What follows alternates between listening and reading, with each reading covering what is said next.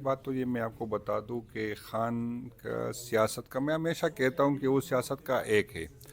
تو خان کے بغیر تو اس پاکستان میں سیاست کا کوئی سوچ نہیں سکتا. تو پی ٹی آئی تو خان کی وجہ سے جتنی بھی MPs MNAs ہے، یہ اکثریت میں اگر کہوں کہ 99% کونسلر بھی نہیں بن سکتے خان کی وجہ سے ہے. تو اگر خان کو تو جو مائنس کرنے کی کوشش کرے گا وہ خود مائنس ہوگا.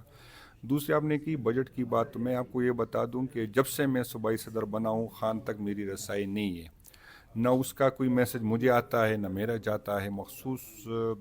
یہ میں نہیں کہتا کہ کون جاتے، سب کو پتہ ہے کون جاتا ہے، کون کو کسی کو نہیں روک رہے. تو میں اس پوزیشن میں نہیں ہوں کہ میں یہ بات کروں کہ خان صاحب نے کیا کہا تھا.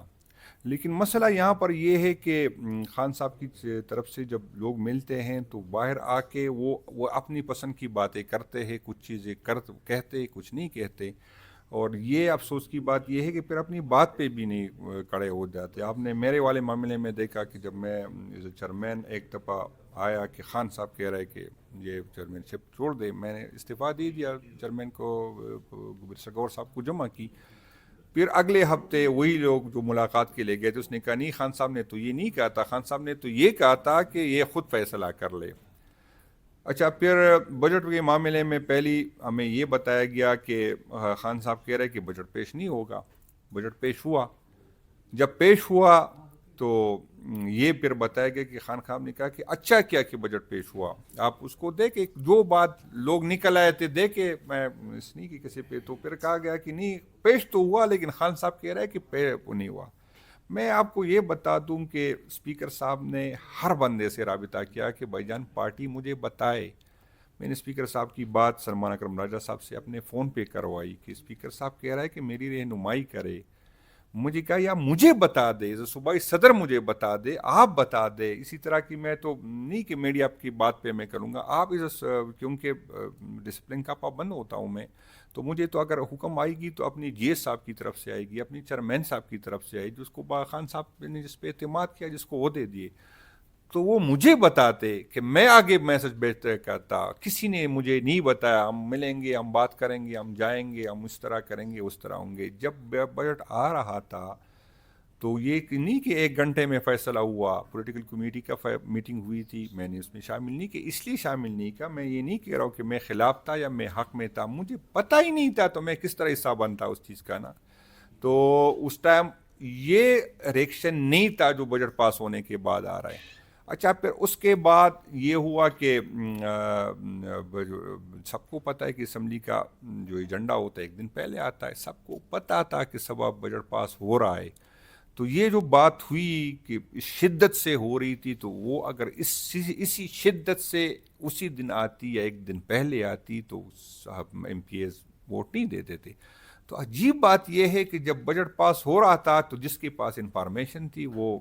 اسی شدت سے بات نہیں کر رہے تھے، جب پاس ہوا تو ابھی کہہ رہے. تو میں تو اس پوزیشن میں نہیں ہوں کہ میں کیا کر سکوں. میری تو نہ رسائی ہے، نہ میرا کوئی انپٹ ہے بجٹ میں، نہ اپنی حکومت میں میرا کوئی انپٹ ہے، نہ کوئی میں بھی بات سے وہ ہو جاتا ہوں. جنید اکبر صاحب یہ بتا دیں کہ آپ کی رسائی بانی پی ٹی آئی تک نہیں ہے، آپ نے خود ہی اس بات کی کنفرمیشن کر دی. تو صوبائی صدر آپ ہیں، آپ نے تحریک چلانی ہے، آپ نے پورے صوبے کو منظم کرنا ہے اور بانی پی ٹی آئی کی رہائی کے لیے آپ نے تحریک چلانی ہے. تو جب آپ کوئی وہاں تک رسائی نہیں ہے، آپ کی کوئی کنفرمیشن نہیں ہو پا رہی بانی پی ٹی آئی سے، تو کس طرح یہ تحریک چلے گی اور رہائی کے لیے کیا اقدامات اٹھائے جا سکتے نہیں، ہیں؟ پہلے تو یہ ہے کہ ایکٹیویٹی میں نے اپنی جو میرے بس میں تھا وہ میں نے کی ہے، باوجود اس کے کہ میں ہمیشہ کہتا ہوں کہ اکثریت صوبائی حکومت کے منسٹر، مجھے نہیں پتا کہ اس کی کیا مجبوریاں ہے، وہ ایک واسطٹ کے ساتھ آتے ہیں. ایک وہ خود ہوتا ہے اگر آنا ہوتا ہے، یا ایک واسطٹ ہوتا ہے اس کا ساتھ.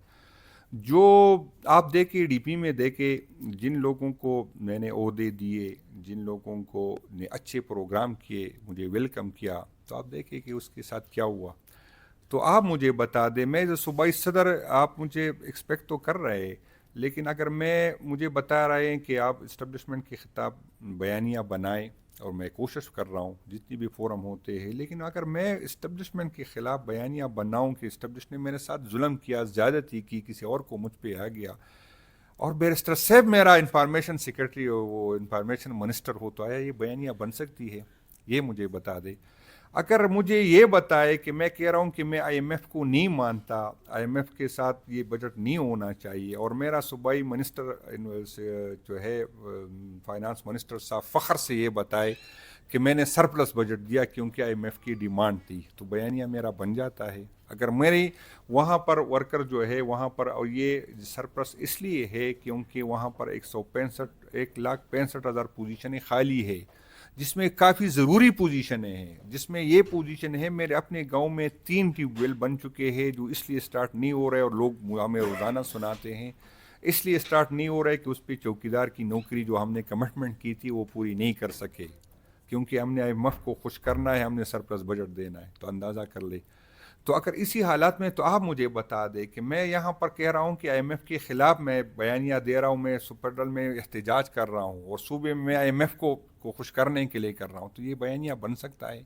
اگر مجھے یہاں پر مجھے کہا جا رہا ہے کہ آپ الیکشن کمیشن کے خلاف احتجاج کریں، اور میں وہاں احتجاج کرتا ہوں، پھر مجھ پہ یہ تنقید آتا ہے کہ یار وہاں پر نمبر کتنے تھے،